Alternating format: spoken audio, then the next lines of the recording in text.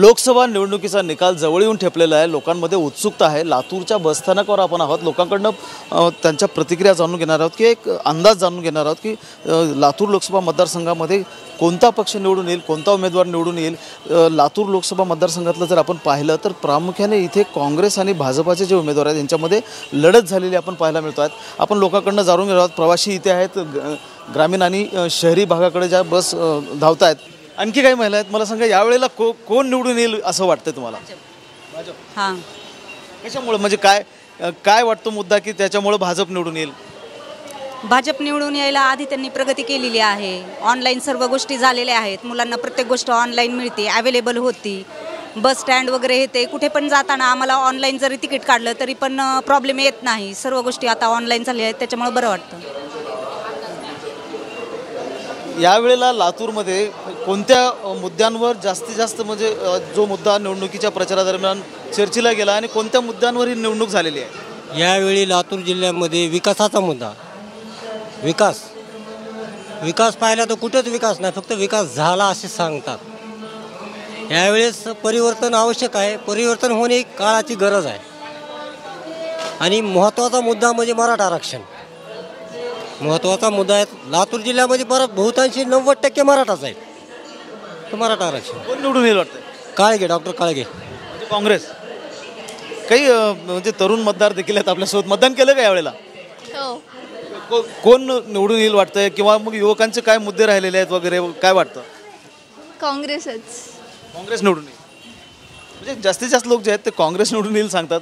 मला सांगा तुम्ही कोणत्या गावून आलात, काय नाव तुमचं? मी इथं लातूरून. लातूर। यावेळेला जे निवडणूक झाली लातूरमध्ये, ती कोणत्या मुद्द्यांवर लढली गेली असं वाटतं तुम्हाला, आणि कोण निवडून येईल? डॉक्टर काळगे, काँग्रेस. म्हणजे काँग्रेस बद्दल जे सगळेजण सांगतायत की काँग्रेस निवडून येऊ शकते। आणखी काही प्रवाशांच्या प्रतिक्रिया आपण जाणून घेणार आहोत।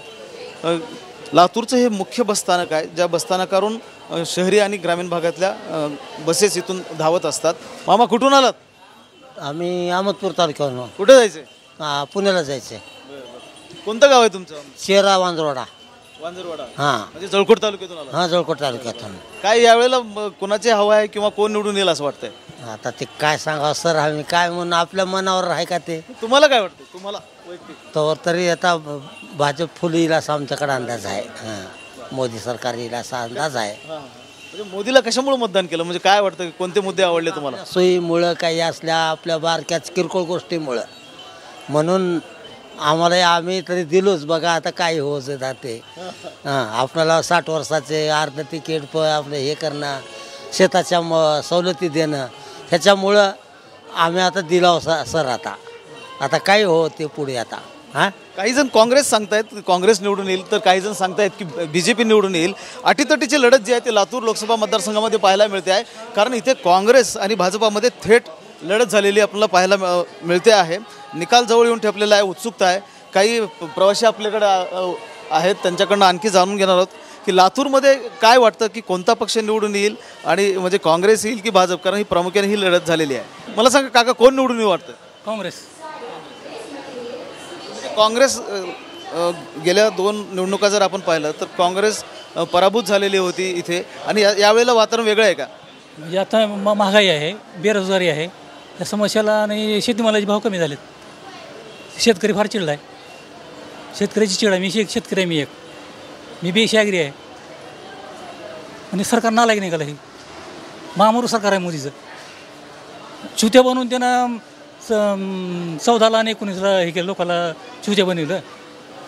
आता आमच्या विश्वास ठेवला नाही यावेळेस, आम्ही काँग्रेसला मतदान केलं यावेळेस. प्रामुख्याने शेतकरी जे आहेत ते लातूर जिल्ह्यातले मोदी सरकारवरून नाराज असल्याचं चित्र आहे, कारण सोयाबीनला भाव नाही आहे, अवकाळी असेल, गारपीट असेल, अशी संकटं झेलत शेतकरी जो आहे तो आपली शेती करतो आहे, आणि त्यामुळं काही प्रमाणामध्ये मोदी सरकारवर नाराजी व्यक्त होते। कुठं जायचं मग? आम्हाला उमरगा जायचं आहे. कुठून आलाय? इथूनच लातूरून आलो आहे. यावेळेला जे मतदान झालं किंवा जी निवडणूक झाली, या निवडणुकीमध्ये कोण निवडून येईल असं वाटतंय? का मोदी येईल असं वाटतं. हां, मोदीच्या पाठीशी तुम्ही उभं राहताय, तर त्याच्या मागे काय म्हणजे मुद्दे आहेत तुमच्या मनातले? का माहीत नाही तेवढं का त्यातलं. पण मोदी यावेळेला जे मतदान झालं किंवा हे निवडणूक होते आहे, आता निकाल जवळून ठेपलेला आहे, कोण निवडून येईल वाटतं आपल्या भागामध्ये, लातूरमध्ये? काँग्रेस. म्हणजे यावेळेला काँग्रेसचं वातावरण चांगलं होतं. चांगलं होतं. भाजपचं केंद्रामध्ये चांगलं आहे, पण राज्यामध्ये जी आहे ती फडणवीस साहेब जी आहेत ती महाराष्ट्राला लागलेली लष्कराळी आहे. ती सगळ्या पक्षाला संपल्याशी थंड बसणार नाही. त्याच्यामुळे त्याच्यावर कमीत कमी मराठा समाज तर ऐकला आहे. लातूरमध्ये तरी म्हणजे भाजपच्या काळामध्ये चांगली कामं झाली आहेत. मराठवाडा रेल्वे कोच फॅक्टरी आलेली आहे, जलजीवन मिशनच्या बाबतीमध्ये मोठं काम झालेलं आहे, तरी देखील नाराजी आहे. आरक्षणामुळं कमीत कमी आम्ही मराठा समाज तर फडणवीसवर नाराज आहोत. मराठा समाजाच्या आरक्षणासंदर्भातली जी नाराजी आहे सरकारवरची ती स्पष्ट दिसते आहे या निवडणुकीमध्ये. मला सांगा, कुठून आलात, कुठे चाललात आणि कोण निवडून येईल वाटतं यावेळेला? निकाल लागल्याच्या नंतर कळलं. तरी पण आपण अंदाज चर्चा करण्यासाठी थांबतोय. मोदी येईल म्हणतो. मोदी येईल. संमिश्र प्रतिक्रिया आहेत या बसस्थानकावरच्या प्रवाशांमध्ये. कॅमेरामन हर्षलसह महेंद्र जोंधळे, TV9 मराठी, लातूर.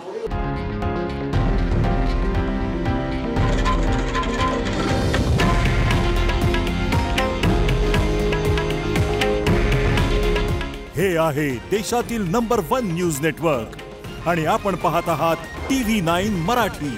काळजी तुमची, हित महाराष्ट्राचं.